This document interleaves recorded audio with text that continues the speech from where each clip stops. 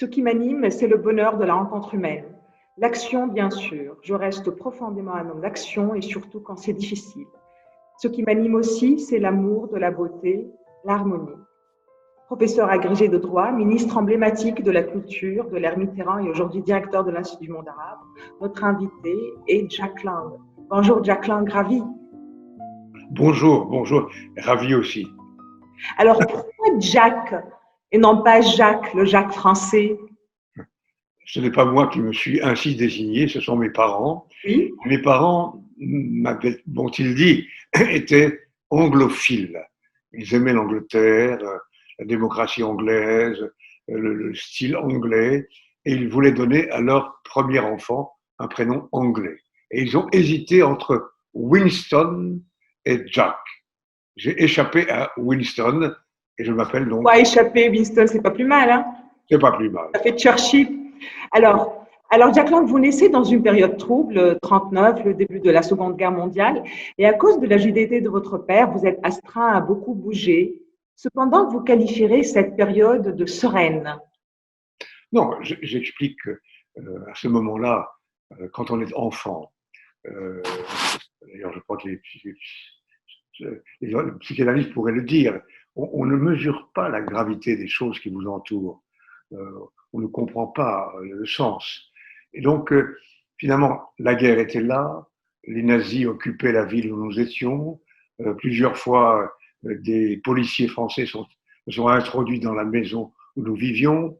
Mon père a failli être arrêté à plusieurs reprises, mes grands-parents aussi, mais nous, les enfants, nous étions plusieurs, vivions les choses de façon moins dramatique, ou j'ose dire plus ludique. Mais n'est-ce pas aussi que le rôle de la victime ne vous plaît pas? Ça ne sied pas à l'image que vous faites de vous-même. Vous n'aimez pas vous victimiser aussi. C'est un certain orgueil. Je ne pense pas qu'à 2 ans ou à 3 ans, j'étais à ça. Non, c'est pas. Non, je vous parle de votre posture actuelle. Maintenant, quand vous dites non, Ah, ce n'est d'accord. pas Aujourd'hui, vous ne parlez pas de serein. la période de guerre. Oui. Alors, répétez ce que vous venez de dire. Pardon. Alors, je vous disais que le fait que vous qualifiez de sereine, vous la qualifiez aujourd'hui, c'est aujourd'hui que vous la qualifiez de sereine. C'est peut-être aussi que vous ne voulez pas vous projeter dans un rôle de victime. Le rôle de la victime ne sied pas à l'image que vous faites de vous-même. Vous n'aimez pas ce rôle. Je préfère ne pas être victime, oui, bien sûr, mais ça arrive parfois. Et ça vous prépare à la vie aussi. Mais quand vous dites qu'un enfant ne ressent pas les choses de la même manière qu'un adulte, cependant, un enfant, il y a des choses qui s'impriment d'une manière inconsciente. Oui, ça, je dois dire que Y a-t-il des épisodes qui vous ont marqué, qui vous ont façonné? la mémoire n'est pas parfaite, parce que la mémoire n'est jamais parfaite. On la déforme au fur et à mesure. Mais les 1001 faits qui ont marqué mon enfant dans la guerre sont présents à mon esprit. Par exemple, nous avons dû, à un moment donné, nous réfugier dans un village près d'une forêt. Un peu plus tard, mes parents m'ont placé chez des amis chers et j'ai assisté à l'arrestation de cette famille par la Gestapo. Ensuite, un monsieur, dont je ne sais pas le nom, est venu me chercher. Je me souviens avoir traversé la forêt à vélo, installé sur son guidon. C'est des choses comme ça qui restent, qui n'ont pas une valeur particulière, mais qui marquent l'histoire de cette période. Et très tôt, le théâtre s'emparera de vous. Vous, l'aîné, vous y entraînez vos frères et sœurs. Comment le théâtre est-il rentré dans votre vie si jeune? Franchement, on peut dire que la plupart des enfants aiment jouer, aiment se travestir, se transformer, participer à des jeux de rôle. Bon, voilà. Et moi-même, hier pour le théâtre. Et un point tel d'ailleurs que j'ai infligé à mes pauvres parents des spectacles que nous montions avec mes frères et sœurs qui n'étaient pas toujours les meilleurs du monde. Mais surtout, j'avais la chance d'avoir une grand-mère maternelle qui très tôt m'a emmené avec elle à Nancy, dans le très beau théâtre d'or et de velours de Nancy, et j'ai été aussitôt émerveillé par la magie de la scène. À tel point que je lui ai demandé, j'étais très gâté par elle, qu'elle m'aide à construire un petit théâtre de marionnettes. C'était ma première expérience théâtrale pratique. Jacques Lang, élève brillant en primaire, vous ratez cependant votre sixième et Vous vous en, récidivez en seconde après un passage en internat. vous en savez des choses quand même. Vous êtes Bah, j'ai sérieux. fait mes recherches. Vous êtes sérieuse. Oui, en effet, bon, c'est vrai que à l'école primaire, euh, ça marche du tonnerre. À cette époque-là, il y avait un concours pour entrer en sixième. Et j'ai été, je crois, le premier de toute l'académie. Et puis, patatras, en sixième, j'étais d'un an en avance. En sixième, le changement de professeur en permanence, de classe, bref, j'ai été pris par un désir de chahut irrépressible. Ce qui fait que j'ai failli être mis à la porte. Et mes parents ont décidé de me mettre interne l'année suivante dans une petite ville qui s'appelle Lunéville. Ce furent 2 années pour lesquelles j'ai repris pied. Ce n'est pas les 2 années les plus heureuses de ma vie. Je n'aimais pas l'internat, je n'aimais pas cette atmosphère, mais j'ai appris beaucoup de choses. Est-ce de ces épisodes-là, l'épisode de la sixième et l'épisode de la seconde, qui est venu après votre attachement à toujours donner une seconde chance lorsque vous avez été ministre de l'Éducation? Vous croyez qu'on peut toujours rebondir? Absolument. Je ne sais pas si c'est mon expérience, mais je crois qu'elle joue un rôle quand même. Mhm. C'est vrai qu'il faut donner à un enfant ou à un adolescent, et même à toute personne, une chance de rebondir, comme vous le dites, en se réorientant différemment. Par exemple, mon premier trimestre en seconde, j'avais choisi la voie scientifique. En vérité, je n'étais pas du tout fait pour ça. À la fin du trimestre, je crois que j'ai reçu 2 blâmes. Et j'ai décidé, pour le deuxième trimestre, de prendre le taureau par les cornes, des cornes, pardon. J'ai changé de section, une section plus littéraire. Et à la fin du trimestre, j'ai eu les félicitations du jury. Donc là, ça prouve quand même que il faut, je répète, donner la confiance à un enfant à tout moment de son parcours. Et non pas, comme ça arrive trop souvent dans le système français, peut-être aussi, je ne le sais pas, dans le système tunisien, les choses sont trop punitives, trop sélectives, trop décourageantes. Alors les bons élèves réussissent, les très bons élèves réussissent, mais les élèves qui sont entre deux peuvent se casser la binette et on ne leur donne pas la chance de rebondir. Jacques Lang, nous avons parlé de la judéité de votre père. Votre mère était catholique.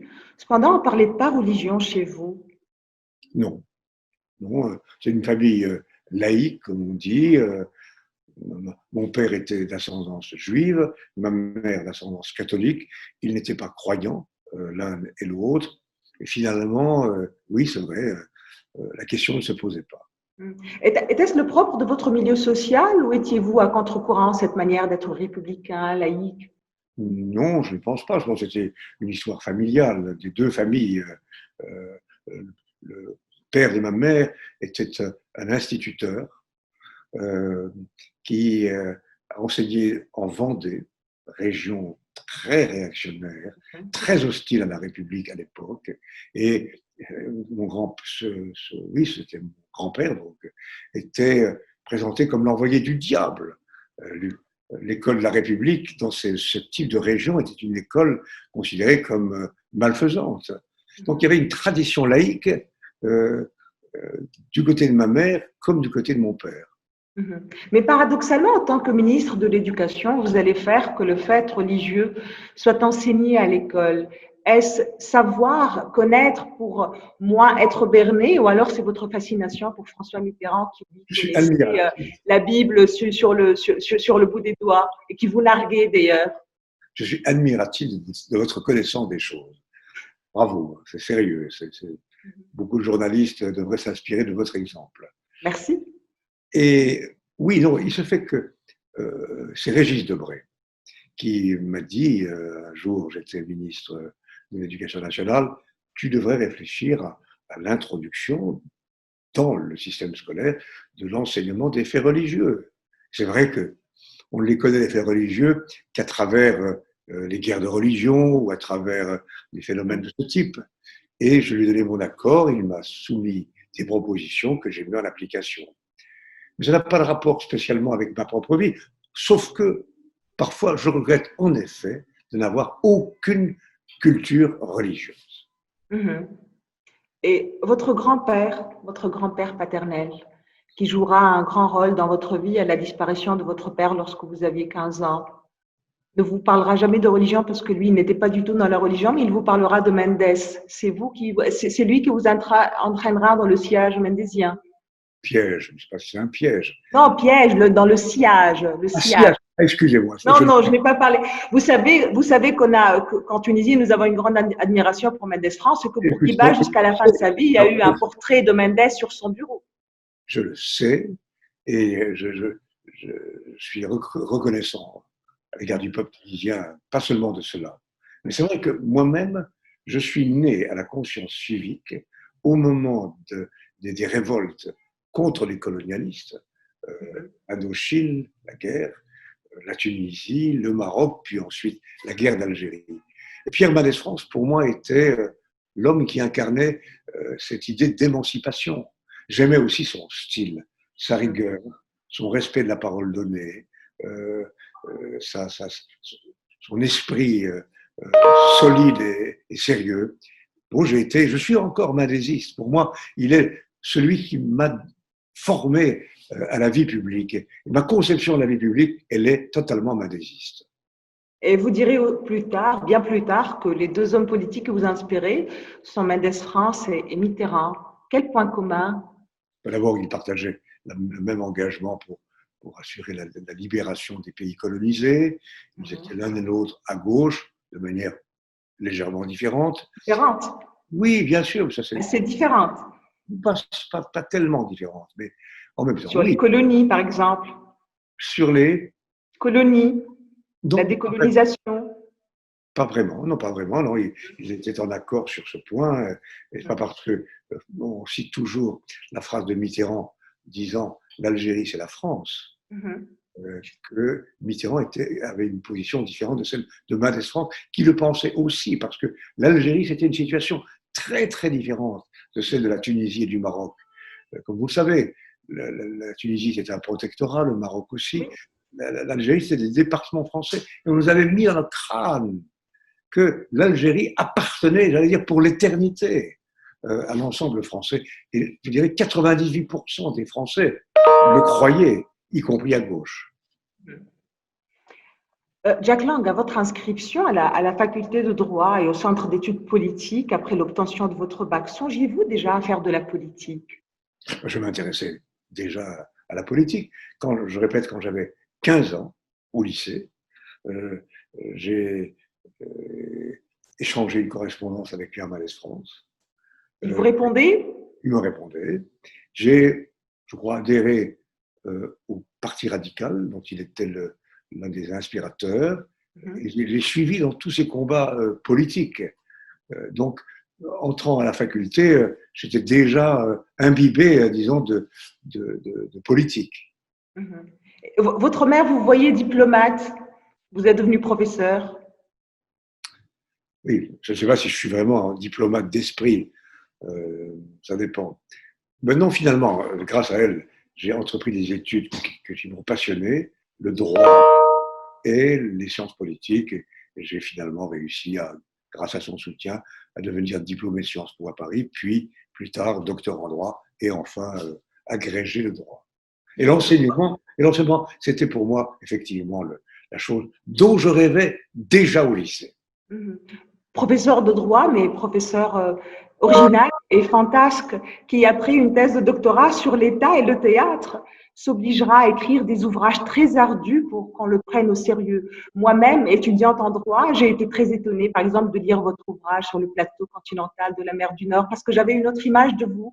J'ai gardé l'image de 81, de Panthéon. Oui, oui. En effet, vous voulez parfaitement résumer les choses.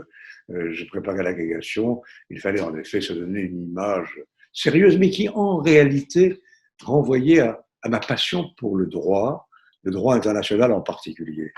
Et je ne suis pas forcé du tout à entreprendre ce type d'études sérieuses et savantes. Ça m'a passionné. Et je dirais, d'une certaine manière, rejoignant droit et culture, que pour moi, le droit, c'est une forme d'esthétique aussi, dans l'écriture, dans le raisonnement, dans la manière de construire un texte ou un raisonnement. Mais là, en vous posant cette question, j'ai voulu évoquer un vague sentiment d'illégitimité dont vous parlez. Vous l'éprouvez lors de l'agrégation, vous l'éprouvez à Chaillot, vous l'éprouvez au début de votre carrière politique. D'où vient ce sentiment d'illégitimité? Vous Je sais voulez pas, toujours prouver que vous êtes bien à votre place, que vous n'usurpez pas? je, je ne sais pas. Non, illégitimité, je ne sais pas. C'est peut-être euh, chaque fois le sentiment, au fond, c'est peut-être le désir de m'imposer à moi-même une exigence pour tenter d'être à la mesure du défi.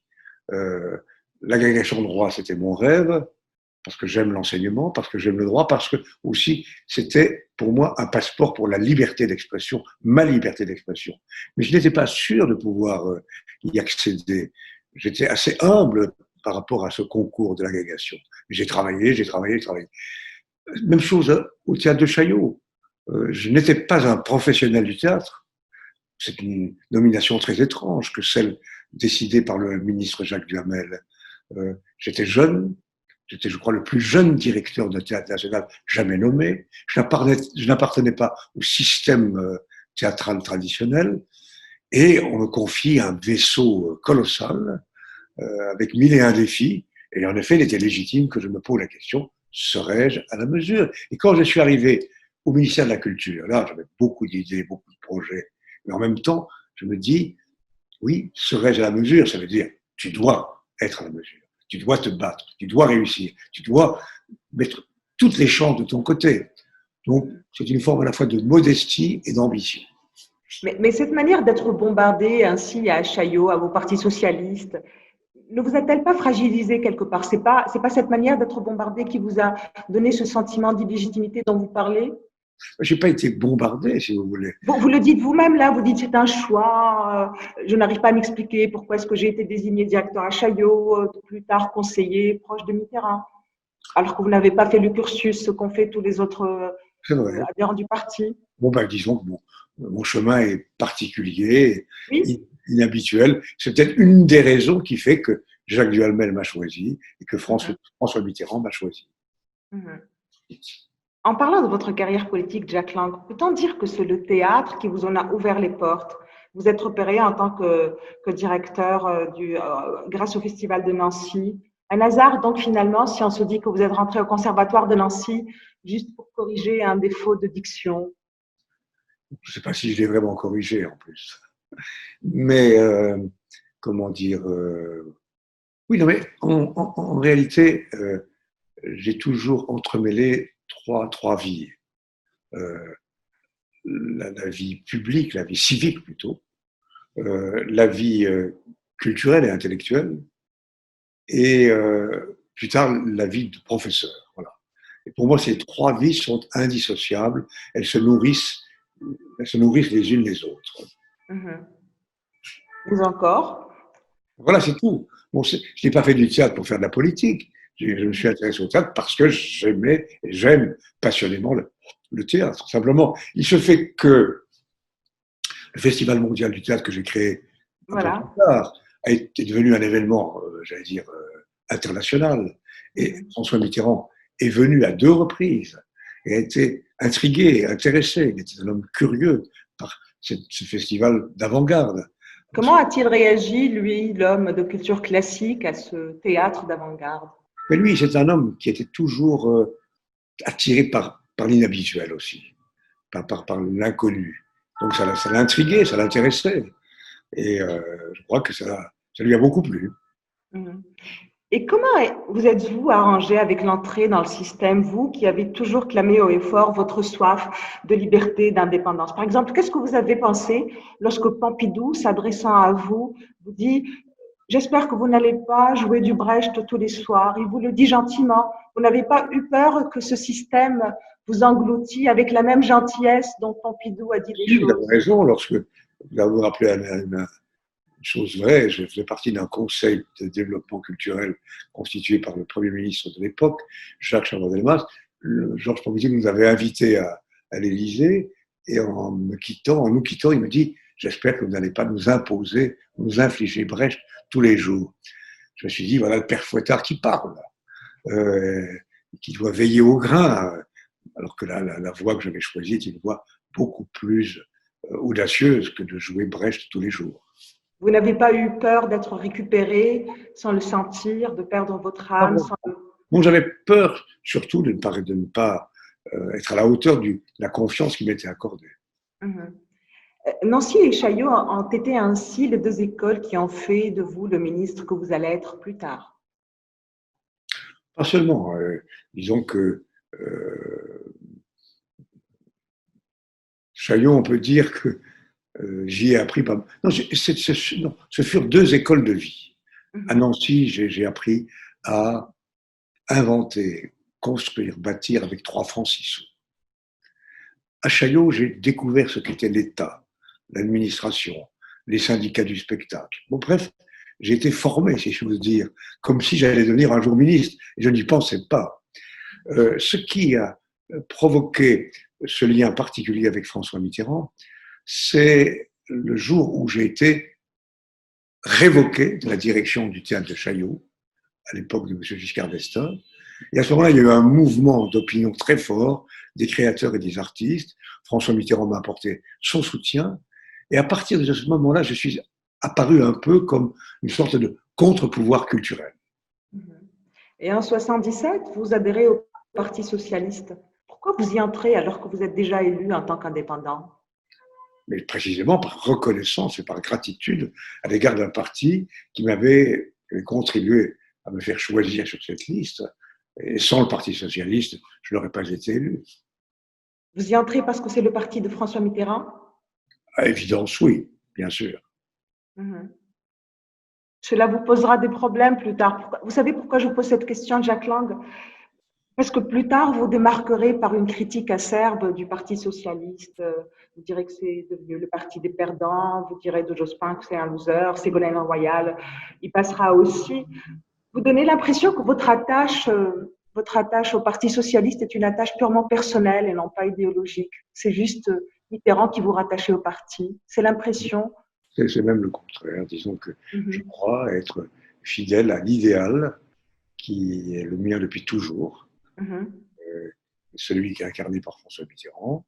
Et c'est parce que certaines des personnes que vous citez n'ont pas été en harmonie avec cet idéal que j'ai été provisoirement en rupture avec ces personnes. Et je reste membre du Parti socialiste par sentiment, par gratitude. Voilà. Mais je garde ma liberté de penser et d'expression, bien sûr. Mais je regrette simplement, pour parler plus sérieusement, que le Parti socialiste, depuis une quinzaine d'années, justement n'ait pas été assez fidèle à ce message du socialisme. Et pour des raisons souvent tactiques, a pris des positions qui n'étaient pas du tout en conformité avec l'éthique de conviction. Et ça a contribué à la décadence du Parti socialiste. Moi, je reste profondément socialiste, profondément de gauche. Mais quel est ce message du socialisme dont vous parlez? Parce qu'en 2008, vous déclarez que le PS était devenu le parti des perdants suite à un ramollissement, je vous cite là, un ramollissement idéologique après la mort de François Mitterrand en 96. C'est vrai. Quel est ce message qui se serait perdu en route? Le message de la croyance forte en quelques idées simples autour d'un changement profond de société. Oui ou non, les socialistes sont-ils attachés aujourd'hui, comme nous l'étions hier, à l'exigence d'égalité, ce qui implique toute une série d'engagements précis. Oui ou non, les socialistes sont-ils décidés à se battre pour l'éducation, pour le savoir, pour la culture, pour la recherche? Et malheureusement, au fil des années, ces combats ont été, je ne dis pas abandonnés, mais se sont amollis, se sont amoindris. Mais Jacques Lang, le ramollissement du PS ne remonte-t-il pas plutôt à 83, le changement de cap libéral, le tournant de la rigueur, l'abandon de la politique économique de gauche? On dit toujours ça. Vous reprenez. Je vous pose la question justement. Moi-même, je crois ça. Hein. Moi-même, je crois en ça. On propage ça d'année après année. Non, en 83, il y a eu une crise économique gravissime. Gravissime. l'inflation à 15 ou 16%, commerce extérieur en chute libre, deux dévaluations successives. Simplement, en 83, François Mitterrand, Jacques Delors et le gouvernement et Pierre Mauroy ont décidé d'adopter un plan de rigueur pour éviter la catastrophe. Mais ultérieurement, nous avons, c'était une parenthèse. Et ultérieurement, nous avons renoué avec les idées premières qui sont les nôtres. En particulier, par exemple, en 83, dont vous parlez, réduction budgétaire, sauf trois ministères d'avenir qui sont en augmentation, la culture, l'éducation, la recherche scientifique. Donc la preuve que François Mitterrand et la gauche ne voulaient pas sacrifier, n'ont pas à clé de sacrifier ce qui constituait un des points clés, un des points forts d'un programme socialiste. Mais ce tournant fera quand même le lit des désaveux populaires dont sera victime la gauche à partir de 86, Jack Lang. Ce n'est pas un tournant, c'est une parenthèse.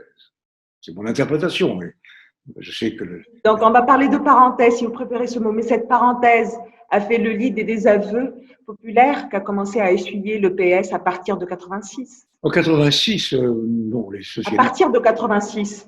Non, en 86, on a perdu les élections. Oui, mais parce qu'il y aura d'autres désaveux plus tard. Mais non, en 88, François Mitterrand. Oui, 88, mais nous parlons jusqu'à aujourd'hui, parce qu'aujourd'hui, la situation du Parti socialiste n'est pas reluisante non plus. Hein.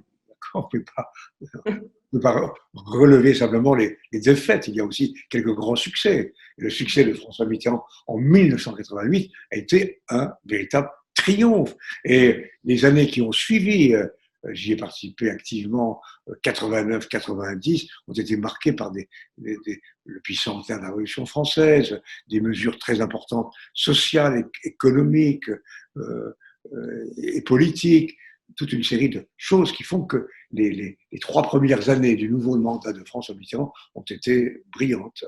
Alors ensuite, en effet, il y a eu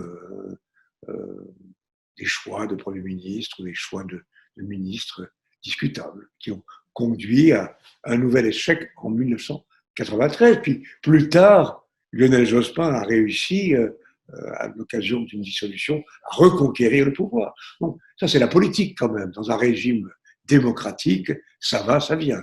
Simplement, aujourd'hui, ça c'est plus grave qu'un insuccès momentané. Aujourd'hui, le Parti socialiste est un parti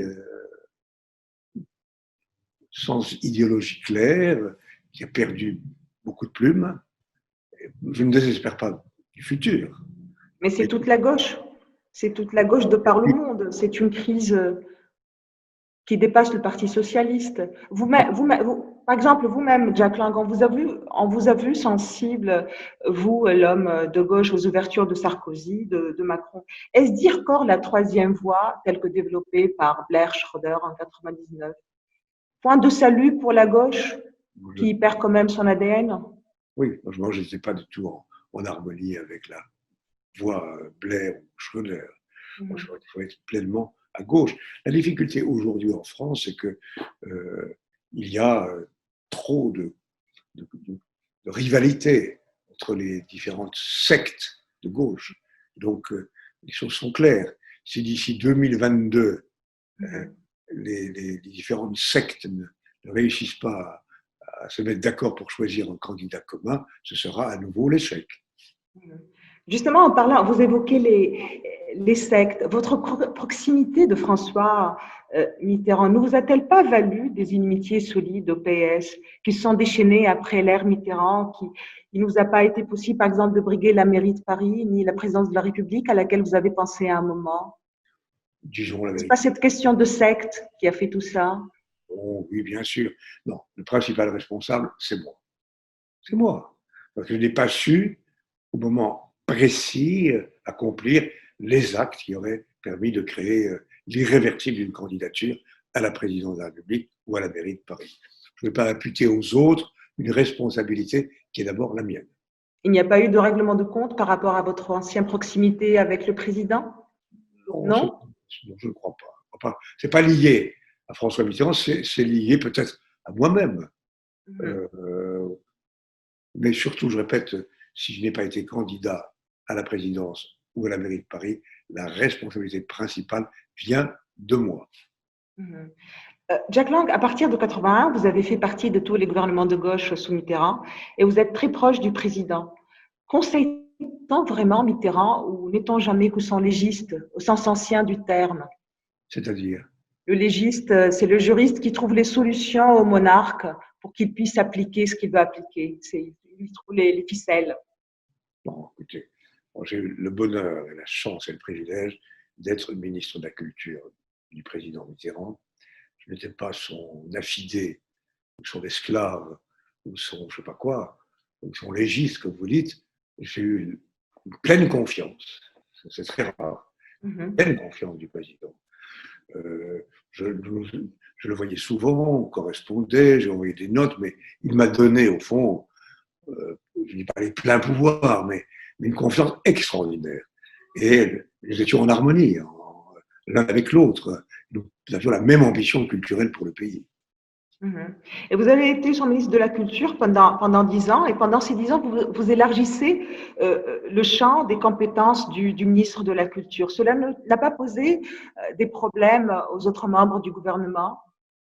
Non, il se fait que, par exemple, je ne sais pas à quoi vous faites l'allusion, mais il se Pour fait par les grands travaux, par exemple. bravo. Non, vraiment, je vous félicite parce que vous avez une connaissance des choses que peu de vos collègues en France ont.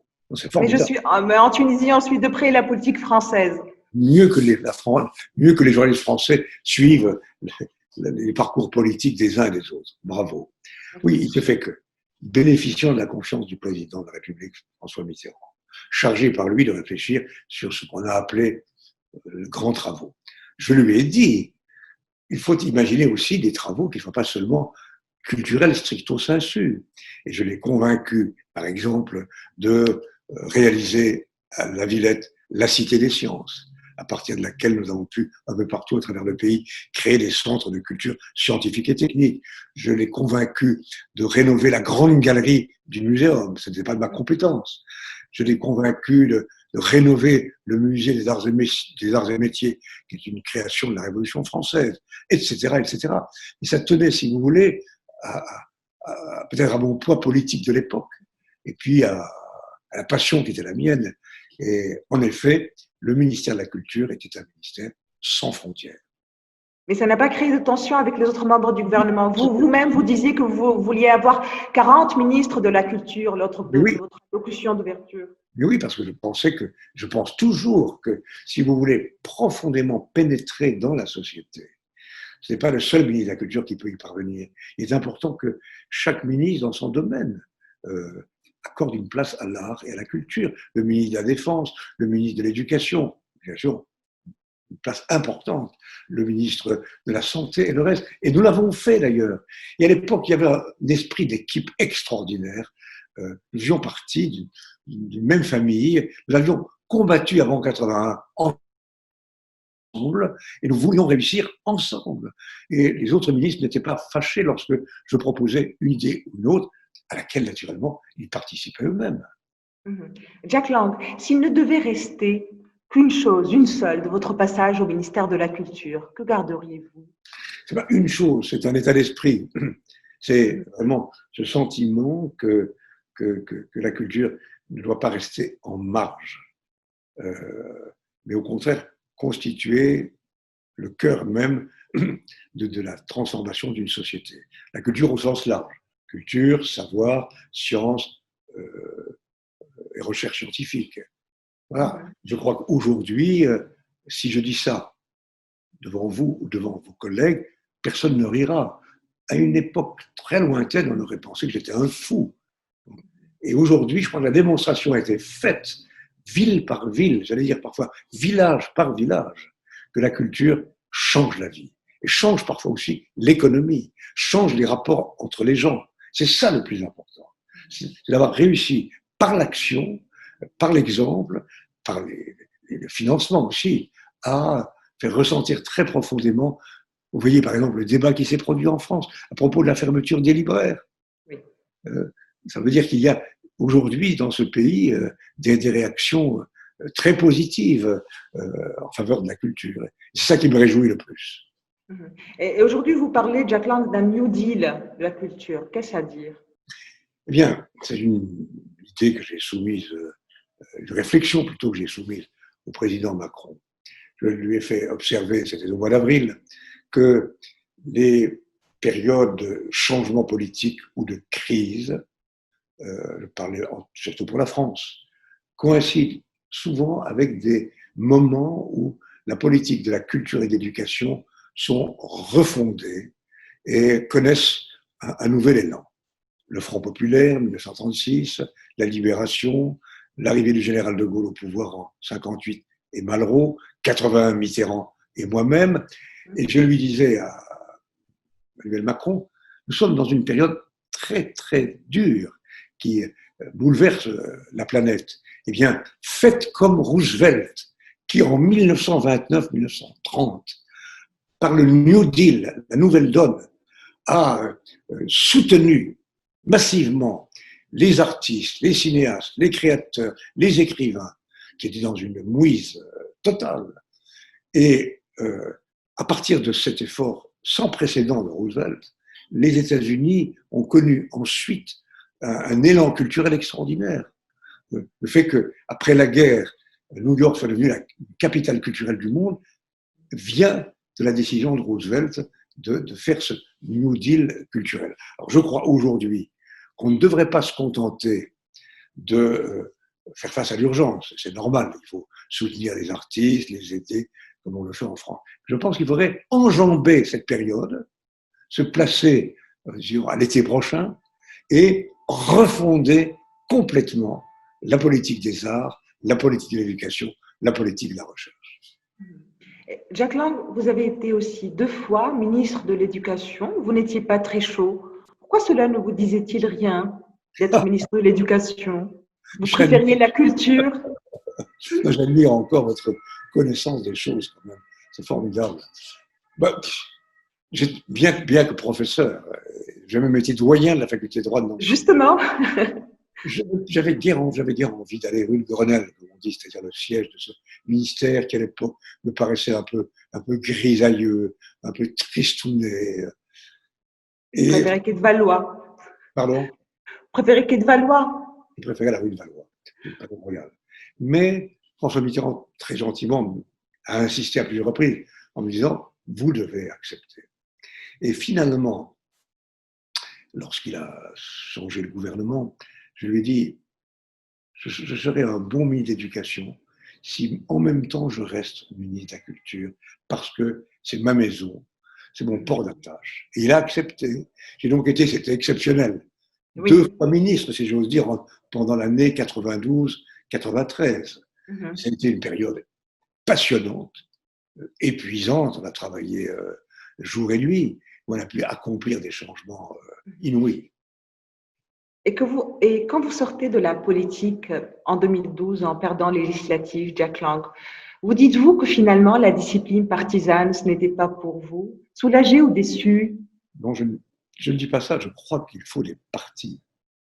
Je crois qu'il faut des organisations solides. Je n'ose pas me mêler de la vie politique tunisienne, pays que j'adore, pays qui, au fond, auquel je dois beaucoup, d'une certaine manière, à cause de Pierre Mendès France notamment, et puis parce que la Tunisie a donné l'exemple, notamment les femmes, de combats extraordinaires. C'est un pays que j'admire et que j'adore. Mais en même temps, disons-le, votre système très démocratique, aujourd'hui, si, il est démocratique, c'est une constitution démocratique, a tellement fragmenté la vie politique en une multitude de formations que la situation est un peu instable parfois. Donc, il faut des partis politiques solides, forts, capables d'imaginer des solutions et de préparer le futur.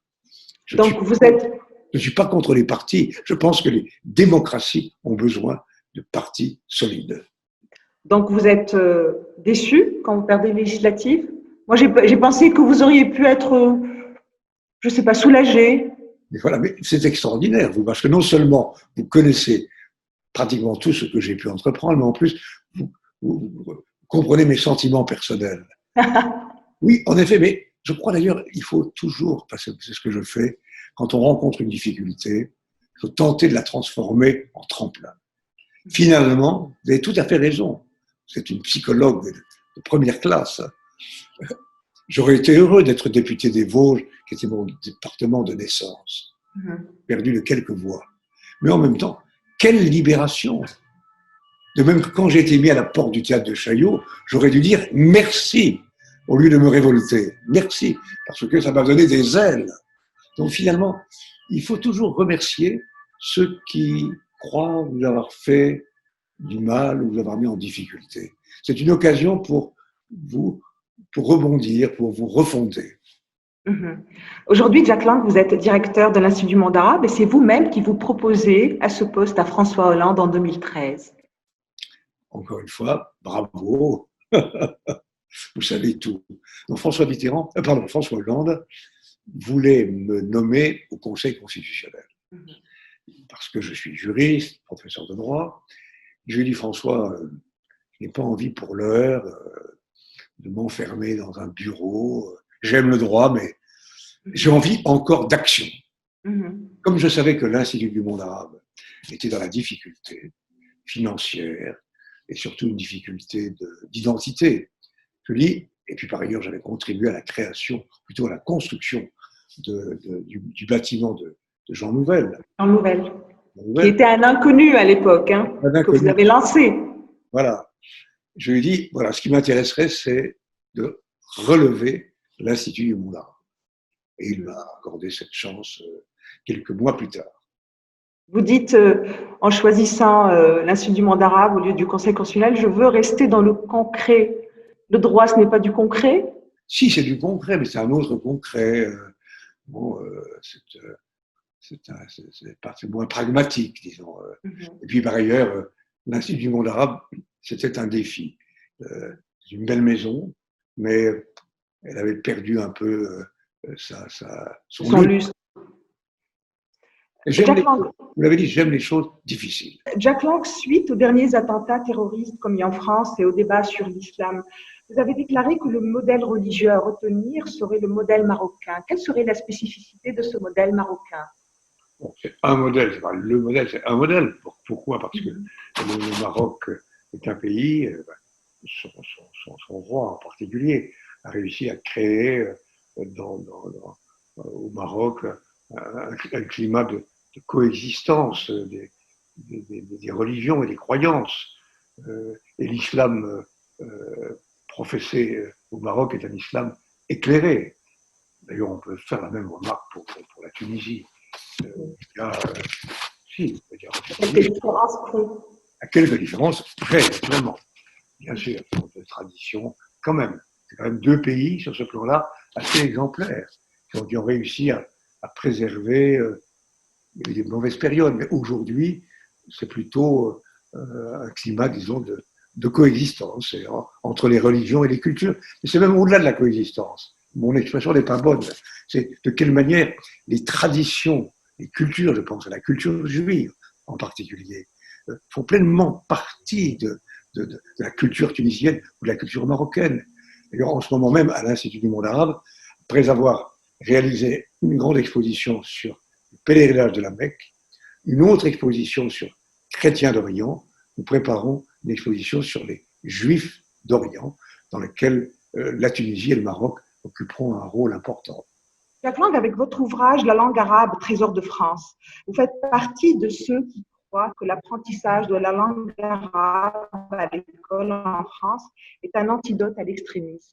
L'enseignement de la langue arabe trouve sa raison non pas dans une lutte contre l'extrémisme. La langue arabe est une grande langue universelle, c'est la 5e langue parlée dans le monde, c'est une langue de culture, c'est une langue de savoir, et personnellement, je suis un militant du plurilinguisme, et comme ministre de l'Éducation nationale, j'ai beaucoup agi pour faciliter l'apprentissage précoce des langues vivantes, notamment de la langue arabe, dès le CP, et cette conviction qui est la mienne n'a pas toujours été partagée par d'autres responsables ministériels. Et ce qui n'est pas normal en France, c'est que dans ce pays qui a noué depuis longtemps des liens avec le monde arabe et avant avec l'Orient, rappelons-nous François Ier établissant un pacte avec Soliman le Magnifique. Ensuite, ce furent pour le meilleur et pour le pire, la présence française au Levant, au Maghreb et ailleurs.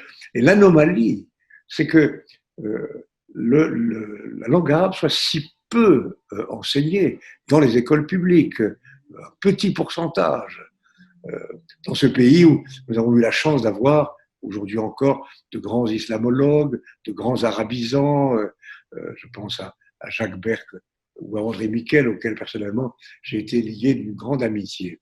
Donc je me bagarre pour que les grandes langues, les langues de cette ampleur, soient pleinement enseignées dans notre système scolaire. Je parle l'arabe, mais je pense aussi à l'allemand qui est en perte de vitesse. Je pense aux autres langues vivantes qui n'ont pas une place suffisante, et l'anglais est beaucoup trop dominant. Et le paradoxe, d'ailleurs, je ne sais pas si c'est le cas en Tunisie, c'est que la langue arabe est beaucoup plus enseignée dans les lycées français dans le monde qu'elle ne l'est dans les lycées français en France.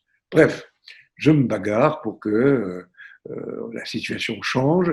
Quand j'étais à l'Éducation nationale, nous avions créé de nombreux postes, et je crois avoir contribué à convaincre le président de la République, Emmanuel Macron, de soutenir un véritable plan d'enseignement de la langue arabe en France, dans l'école publique.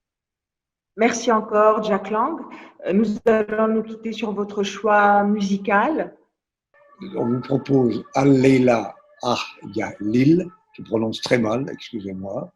Voilà la chanson que je vous propose. Et c'est une très grande diva qui a disparu il y a quelques jours. En plus, l'Institut du monde arabe va consacrer en janvier prochain un événement de plusieurs mois sur les divas du monde arabe, Kelsoum, Feyrouz, et Nahama est une grande diva. Merci encore, Jack Lang. Merci de nous avoir écoutés. À la prochaine déconfinade. Au revoir.